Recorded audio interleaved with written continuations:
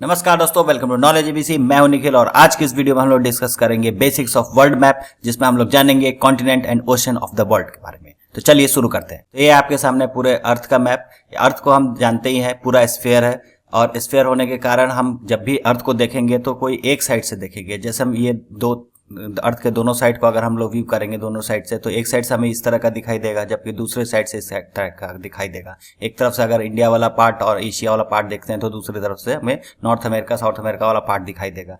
तो इस तरह से हम लोग तो स्टडी नहीं कर पाएंगे मैप में। अगर हम लोग पेपर पे, पेज पे या फिर डायरेक्ट प्लेन स्क्रीन पे अगर हम लोग देखना चाहते हैं तो इस तरह से गोला गोला करके रहेगा, तो फिर हम लोग पढ़ नहीं पाएंगे, आधा कट जाएगा, कुछ भाग कुछ नहीं। तो इसीलिए पूरे मैप को एक पेपर में बनाया जाता है और इसीलिए इस तरह से एक पेपर पे, A4 साइज पेपर पे अगर बनाते हैं तो इस तरह से एक फॉर्मेट बनाया जाता है, जिसमें ये पूरा एग्जैक्टली गोल है।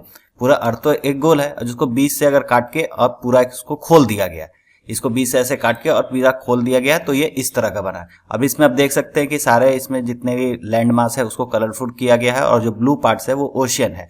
और इसमें सबसे बड़ी बात, जो इसका जो लेफ्ट साइड है और इसका जो राइट साइड है ये आपस में मिले हुए हैं, क्योंकि एक गोल था उसको इसमें खोल दिया गया है।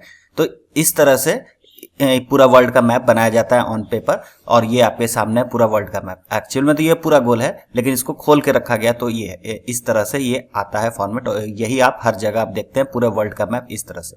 तो इसमें आप देख सकते हो ये जो राइट साइड वाला जो पार्ट है, ये इसके अगर हम लोग आगे जाएंगे तो हम यहाँ से एंट्री कर जाएंगे, इस साइड से, लेफ्ट साइड से। तो ये एक पूरा मिला हुआ, क्योंकि एक गोल है। और एक बेसिक चीज जो मैप के साथ होती है, आप लोग को तो पता ही है कि जैसे जो मैप का जो अपवर्ड वाला साइड होता है, ये साइड, इसको हम लोग नॉर्थ डायरेक्शन से डिनोट करते हैं। तो अपवर्ड साइड नॉर्थ हो गया, तो ठीक डाउनवर्ड साइड अगर हम लोग नीचे वाला साइड देखेंगे तो ये साउथ हो गया। राइट साइड देखेंगे तो ईस्टर्न साइड हो गया, और वही अगर लेफ्ट साइड देखेंगे तो वेस्टर्न साइड हो गया। तो ये इस तरह से बनाया जाता है। यहाँ पे नॉर्थ ईस्ट वेस्ट साउथ इस तरह का डायरेक्शन होता है। तो अपवर्ड साइड में नॉर्थ, डाउनवर्ड साइड में साउथ, राइट हैंड साइड में ईस्ट और लेफ्ट हैंड साइड में वेस्ट होता है। तो ये एक बेसिक होता है मैप का। अब हम लोग एक एक करके कॉन्टिनेंट्स देखेंगे वर्ल्ड का। तो सबसे पहले हम जान लेते हैं, तो ये हमारे सामने पूरा वर्ल्ड का मैप है और पूरे वर्ल्ड में कॉन्टिनेंट्स की नंबर है 7। ठीक है, तो ये आप देख सकते हैं, ये पूरा जो कलरफुल जो मैंने किया हुआ है मैप में, तो वो एक एक लैंड मास है। ठीक है, और जो ब्लू वाला है ये पानी है, मतलब कि ओशियन है। तो एक एक करके हम लोग देखेंगे। बाई साइज के हिसाब से भी हम लोग गिन लेंगे कि किस हिसाब से, कौन सा जो साइज के हिसाब से सबसे बड़ी कॉन्टिनेंट क्या है, उससे छोटी कॉन्टिनेंट क्या है। तो कॉन्टिनेंट क्या होती है कि जैसे छोटे छोटे कंट्रीज हैं, उन सबका एक ग्रुपिंग मिला के, और वो ज्योग्राफिकली थोड़ा अलग होना चाहिए बाकी जगह से, तो उसको हम लोग कॉन्टिनेंट करेंगे। तो पूरे अर्थ पे 7 कॉन्टिनेंट है। ठीक है, तो 7 अलग अलग, कुछ जुड़े हुए भी हैं, 7 अलग अलग बड़े बड़े लैंड मासेस हैं, तो उन्हीं का नाम कॉन्टिनेंट होता है। अब हम साइज के हिसाब से चलते हैं। तो यहाँ पे जो रेड वाला पार्ट आप देख रहे हैं, ये वाला, इसको हम लोग पूरा एशिया के नाम से आते हैं। ये एशिया लार्जेस्ट कॉन्टिनेंट है पूरे वर्ल्ड का, सबसे बड़ा कॉन्टिनेंट ये हो गया। तो ये पूरा जो लाल वाला पार्ट देख रहे हैं, ये सारा, ये पूरा एशिया में आता है। हमारा प्यारा भारत भी, इंडिया भी एशिया में ही आता है। ओके, उसके बाद इससे छोटा वाला पार्ट चलेंगे, मतलब सेकंड नंबर पे कौन सा कॉन्टिनेंट आता है। तो ये ऑरेंज पार्ट देख रहे हैं, ये वाला, ये हो गया अफ्रीका। तो सबसे बड़ा एशिया, उसके बाद नंबर आ जाता है अफ्रीका का। तो ये हम लोग समझ गए। अब सीधे अपने मैप पे देखते जाएंगे तो हमें मैप से ही याद हो जाएगा कि इसका रैंकिंग क्या है, मतलब सबसे लार्जेस्ट से स्मॉलेस्ट का रैंकिंग भी यहीं से सॉल्व हो जाएगा। बस मैप पे ध्यान देना है। तो एशिया, उसके बाद अफ्रीका हो गया। उसके बाद अब इस तरफ चलते हैं। उसके बाद थर्ड नंबर पे आता है नॉर्थ अमेरिका का नंबर। ये जो पार्ट देख रहे हैं पीला वाला, और ये वाला पार्ट, ये पूरा आ जाता है नॉर्थ अमेरिका के अंदर। ये पूरा, ये हो गया नॉर्थ अमेरिका, थर्ड कॉन्टिनेंट हो गया। इसी के अगर थोड़ा और डाउनवर्ड साइड में जाएंगे, साउथ साइड में जाएंगे, तो हमें मिलेगा साउथ अमेरिका। ठीक है, तो ये नॉर्थ में है तो नॉर्थ अमेरिका, साउथ में है तो साउथ अमेरिका। तो सबसे रैंक 1 पे हो गया एशिया, रैंक 2 पे हो गया साइज के हिसाब से अफ्रीका, थर्ड नंबर पे आ जाएगा नॉर्थ अमेरिका, फोर्थ नंबर पे आ जाएगा साउथ अमेरिका। ठीक है, यहां तक समझ गए।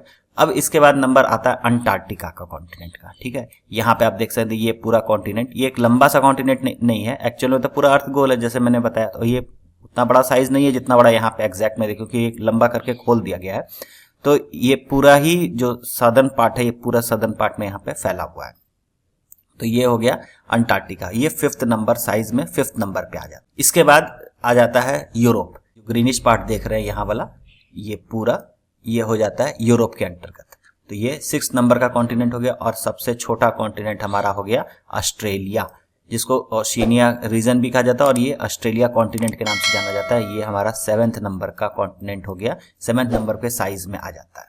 तो यहाँ पे अब याद कैसे करेंगे पूरा को, तब ऊपर से नीचे वाला सिस्टम याद कर सकते हैं या फिर नॉर्थ से साउथ डायरेक्शन में चलेंगे, उसको आप ध्यान रखिएगा।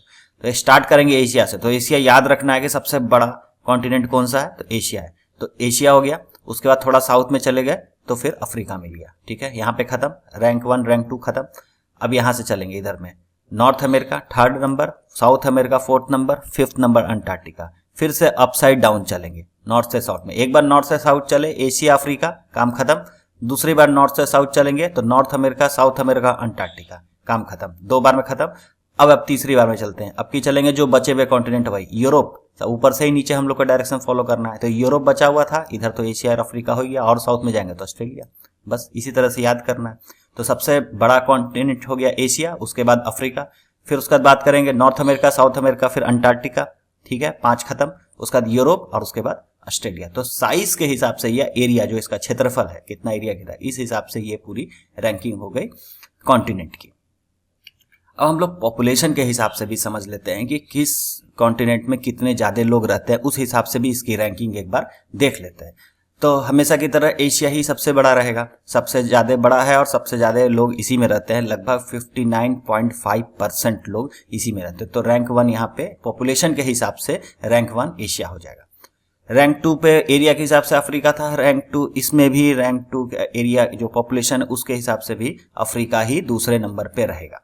ठीक है, तो पहले नंबर पे सबसे लार्जेस्ट ज्यादा नंबर का पब्लिक कहाँ रहता है, तो एशिया में। उसके बाद पीपल्स सेकंड नंबर पे अफ्रीका में रहते हैं। ठीक है, यहाँ पॉपुलेशन 2 जगह का खत्म हो गए। अब तीसरे नंबर की बात करें तो तीसरा नंबर यहाँ सब नॉर्थ अमेरिका नहीं जाएगा, अब जाएगा यूरोप पे नंबर।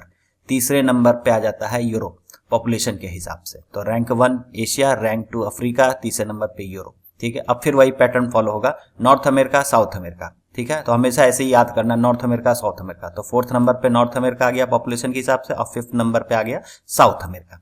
ठीक है, अब यहाँ पे दिमाग लगाने का चीज है कि अब 2 कॉन्टिनेंट बच गए, अंटार्कटिका और ऑस्ट्रेलिया। आप लोग जानते ही है अंटार्कटिका तो पूरा बर्फ से ढका रहता है। यहाँ पे कोई सिटीज नहीं है, कोई शहर नहीं है, कोई गांव नहीं है, कस्बे नहीं। सिर्फ रिसर्च करने के लिए जो लोग जाते हैं, 5-6 हजार लोग के आसपास सारे रिसर्च सेंटर अगर मिला के देखा जाए तो वो रहते हैं यहाँ पे। तो वो कोई सिटीज और शहर तो है नहीं, तो पॉपुलेशन ना के बराबर कह सकते हैं। पॉपुलेशन कहाँ बच गई, एकलौता बच गई ऑस्ट्रेलिया। तो रैंक 6th नंबर पे आ जाएगा ऑस्ट्रेलिया, और 7th नंबर पे अगर बात करेंगे तो अंटार्कटिका। तो कॉमन सेंस का है। तो सबसे पॉपुलेशन के हिसाब से सबसे ज्यादा पॉपुलेशन कहाँ रहती है, एशिया में। अब दूसरे नंबर पे अफ्रीका। ठीक है, 17% लोग इसमें रहते हैं। अब तीसरा नंबर पे आ जाएगा यूरोप, 10% लोग इसमें रहते हैं। उसके बाद 7.5% लोग नॉर्थ अमेरिका में रहते हैं, जो कि चौथे नंबर पे है। उसके बाद 5.5% लोग साउथ अमेरिका में रहते हैं। ठीक है, उसका नंबर आता है ऑस्ट्रेलिया का, इसमें 0.5% पूरे वर्ल्ड का पॉपुलेशन ऑस्ट्रेलिया में रहते हैं। और उसके बाद रैंक आता है अंटार्कटिका का सबसे लोएस्ट पे। तो इस हिसाब से हमने सारे कॉन्टिनेंट में साइज के हिसाब से और पॉपुलेशन के हिसाब से सारे कॉन्टिनेंट को देख लिया। अब हम लोग ओशियंस ऑफ द वर्ल्ड देखेंगे कि कौन कौन से ओशियन है पूरे वर्ल्ड में। तो अभी तो हम लोगों ने कॉन्टिनेंट को देख लिया, अब एक एक करके ओशियंस को देखते हैं। तो सबसे पहले बात करेंगे पूरे ओशियंस हैं कितने। तो कुल मिला के 5 ओशियन हैं। अगर पहले मैं नाम पढ़ दूं तो Pacific ocean, Atlantic ocean, Indian ocean, southern ocean और आर्कटिक ओशियन, ये 5 ओशियन है। ठीक है, अब एक एक करके लोकेशन देखते हैं। तो हिंदी में सबका नाम तो सेम ही होता है, लेकिन पैसिफिक ओशन को प्रशांत महासागर बोला जाता है। बाकी अटलांटिक ओशन, इंडियन ओशन जितना है सबको हिंदी नाम, इंडियन ओशन तो हिंद महासागर हो गया, अटलांटिक ओशन को तो अटलांटिक महासागर हो गया, इस तरह से नाम दिया जाता है। आर्कटिक ओशन तो आर्कटिक महासागर हो गया, इस तरह से नाम है। लेकिन पैसिफिक ओशन का नाम हिंदी में प्रशांत महासागर है। ओके, तो सबसे बड़ा ओशन पैसिफिक ओशन है। ये सभी ओशन अगर एक तरफ रखा जाए तो 50%, 46-47% लगभग पैसिफिक ओशन ही कवर करता है।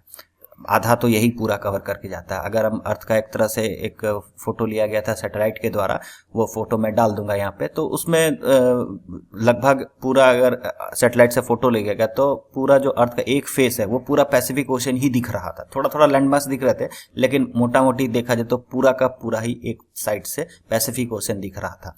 तो कितना बड़ा है आप समझ सकते हैं। तो पैसिफिक ओशन सबसे बड़ा हो गया, और इसका लोकेशन देख लेते हैं। ये जो नॉर्थ अमेरिका साउथ अमेरिका पड़ा था, उसका वेस्टर्न वाला साइड से ये लगा हुआ है। और यहाँ पे भी आप देख रहे हैं पैसिफिक, जैसे कि मैंने बताया कि अगर यहाँ से आप लोग अगर इस डायरेक्शन में चले जाएंगे, वेस्ट की तरफ चले जाएंगे, तो इससे आप यहाँ पे आ जाएंगे, क्योंकि ये दोनों पार्ट यहाँ पे मिला हुआ है। ये भी पैसिफिक ओशन हो गया, ये भी पैसिफिक, क्योंकि उधर से तो मिला ही हुआ है, बैक साइड से अगर देखा जाए तो दोनों मिला हुआ है। तो ये सबसे बड़ा हो गया।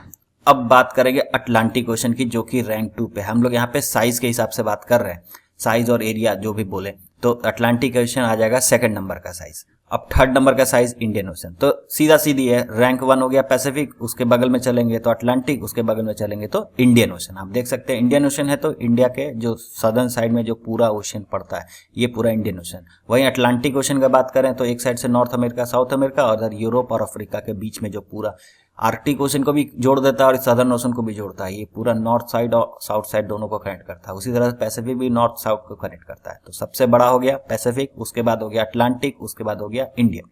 ठीक है, यहां तक कंफ्यूजन क्लियर हो गया। उसके बाद बात करेंगे चौथे नंबर का। चौथे नंबर का जो ओशन आ जाता है सदर्न ओशन, जिसको अंटार्कटिका ओशन के नाम से भी जाना जाता है, लेकिन मेन नाम इसका सदर्न ओशन है। ये अंटार्कटिका के चारों ओर मिलता है, इसको सदर्न ओशन के नाम से जाना जाता है। ये चौथे नंबर का हो गया साइज के हिसाब से। और 5वें नंबर पे आता है आर्कटिक ओशन, सबसे ऊपर में आर्कटिक रीजन। तो ये आर्कटिक रीजन अब देखा जाए तो यहाँ पे पूरा है, ये इतना लंबा चौड़ा नहीं, ये भी गोल है। ऊपर में तो जाए तो नॉर्थ पोल मिलता है, वहाँ पे गोल है।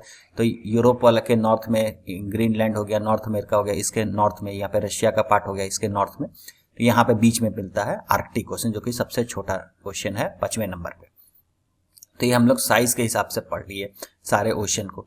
अब हम लोग बाई वॉल्यूम में, मतलब कितना पानी इनके में है, मतलब कि जो इनमें जो पूरा पानी की जो होल्डिंग है, अगर उस हिसाब से अगर हम लोग साइज के हिसाब से बात करें तो लेके चल रहे हैं आपकी, तो इस बार जो है पैसिफिक ओशन सबसे बड़ा, वो तो रहेगा ही, सबसे बड़ा एरिया में है, सबसे बड़ा वॉल्यूम में, सब हर चीज में सबसे बड़ा पैसिफिक ओशन है। जैसे एशिया हर चीज में सबसे बड़ा पॉपुलेशन के हिसाब से, साइज के हिसाब से, कॉन्टिनेंट में, उसी तरह से यहाँ पे ओशियन में सबसे बड़ा हर चीज का है। तो आंख मूंद करके सबसे बड़ा कौन सा है हर चीज में, पैसिफिक ओशियन ही है।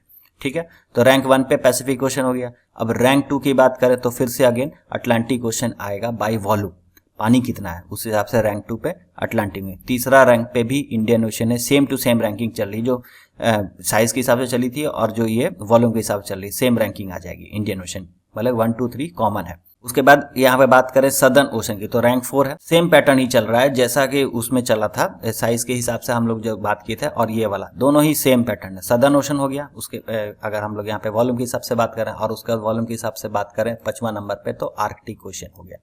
तो दोनों का रैंकिंग सेम है, मतलब कि अगर हम साइज के हिसाब से बात करें या फिर वॉल्यूम के हिसाब से, तो सबसे बड़ा पैसिफिक, उसका अटलांटिक, उसका इंडियन ओशन, उसका सदर्न ओशन, उसका आर्कटिक ओशन।